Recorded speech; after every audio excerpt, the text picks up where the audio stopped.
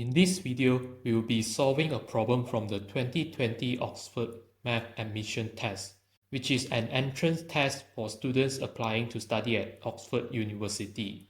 So we are given a sketch of the following curve S, with the equation y squared minus y is equal to x cubed minus x. The curve crosses the x-axis at the origin and at points a0 and at b0 for some real numbers a less than 0 and b greater than 0.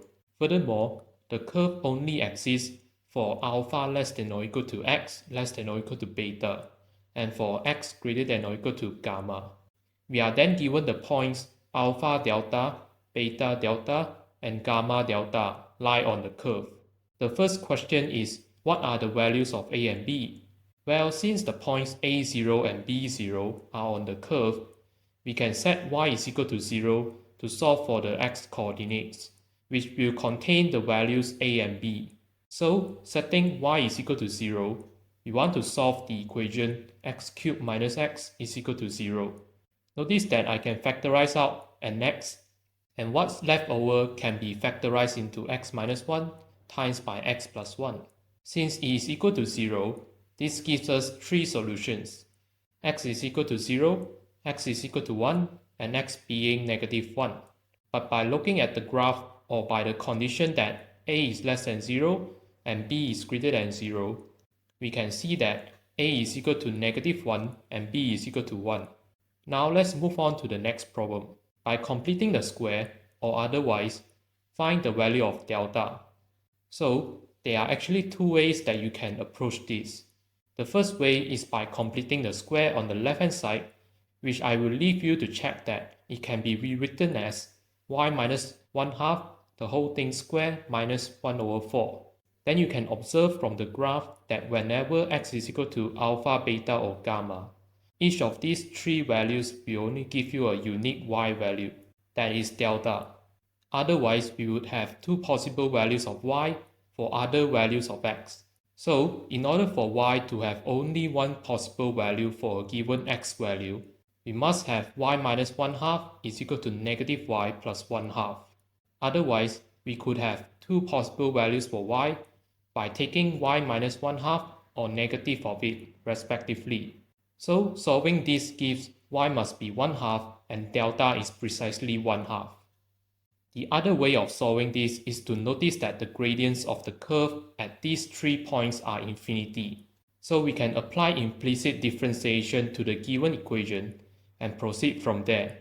Taking the implicit differentiation both sides of the equation will give us 2y minus 1 times by dy over dx is equal to 3x squared minus 1, or dy dx is the same as this quotient. So the gradient is infinity if the denominator is exactly 0, which means 2y minus 1 is equal to 0 and y is equal to 1/2. This is the value of delta that we want. The next problem wants us to explain why the curve is symmetric about the line y is equal to delta, which by the previous question, we know delta is equal to 1/2. Now there are also two ways to look at this. The first way is to note that for the curve to be symmetric about the line y is equal to 1/2, the point of reflection of a point on the curve as about the line y is equal to 1/2 is still a point on the curve. So if the point capital XY lie on the curve S, then the point of reflection of it about the line y is equal to 1/2 has the coordinates capital X and 1 minus capital Y. The reason for this is that the midpoint of them is on the line y is equal to 1/2. Now since capital X and Y is a point on the curve, it must satisfy the equation of S. And notice that if I instead replace capital Y by 1 minus capital Y, it is still essentially the same thing, since flipping the sign doesn't change anything. Hence, this means that capital X 1 minus capital Y is also a point on the curve S. Therefore, the curve is symmetric about the line y is equal to 1/2. Now, the another way that you might look at this is to solve for y after completing the square, which you will get y is equal to this expression in terms of x. Now we are actually done. Since if x and 1/2 plus capital Y is on the curve, then so as the point x and 1/2 minus capital Y. And this means that the curve is symmetric about the line y is equal to 1/2. The next problem on our list is to find a cubic equation in X which has the roots alpha, beta, and gamma, and the expression should not include alpha, beta, gamma, and also justify your answer. The quickest way to arrive at this cubic equation is to notice that when y is equal to 1/2, alpha, beta, and gamma must satisfy the equation x cubed minus x plus 1/4 is equal to 0. And this is a cubic equation with roots alpha, beta, and gamma. So this is the equation that we are looking for. Then I want you to now consider the factorization of this cubic and then find the value of alpha plus beta plus gamma.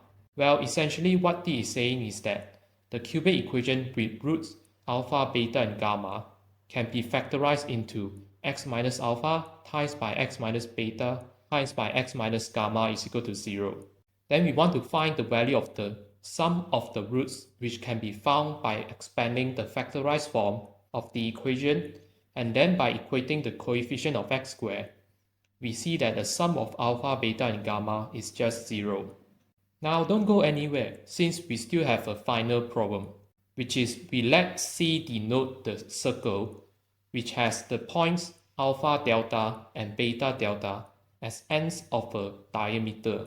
We want to write down the equation of C, which can be easily done by noticing that the center of the circle is alpha plus beta over 2 and 1/2, and the radius is beta minus alpha over 2.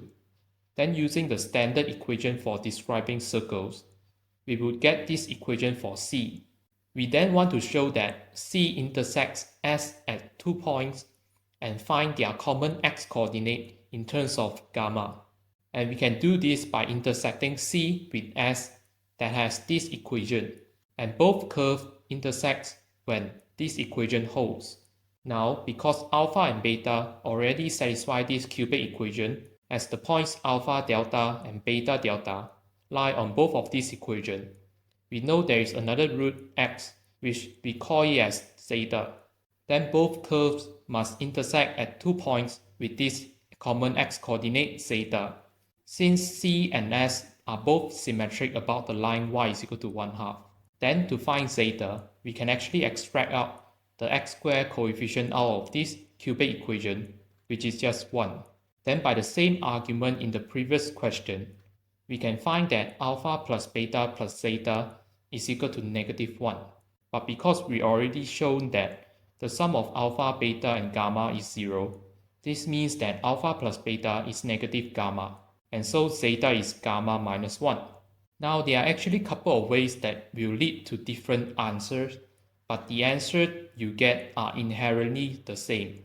I won't go through all the details as they are longer than the solution I discussed, but you can actually express these two terms in terms of just gamma, using the previous results that we have just shown and the sum of alpha, beta, beta, gamma, and gamma alpha, which you can get from the cubic equation with roots alpha, beta, and gamma. Then, by expanding this equation, you can actually choose to use the sum of roots, product of roots, or the sum of product of two roots. Then solving for zeta ultimately, you will get these three forms of answer, but they are actually the same, and maybe I will leave this for you to think why, if you are interested in showing that they are the same. Now if you have reached here, make sure to subscribe to the channel for more math videos, and click the video on the screen right now to solve more problems from Oxford Math Admission Test, and I will see you in that video.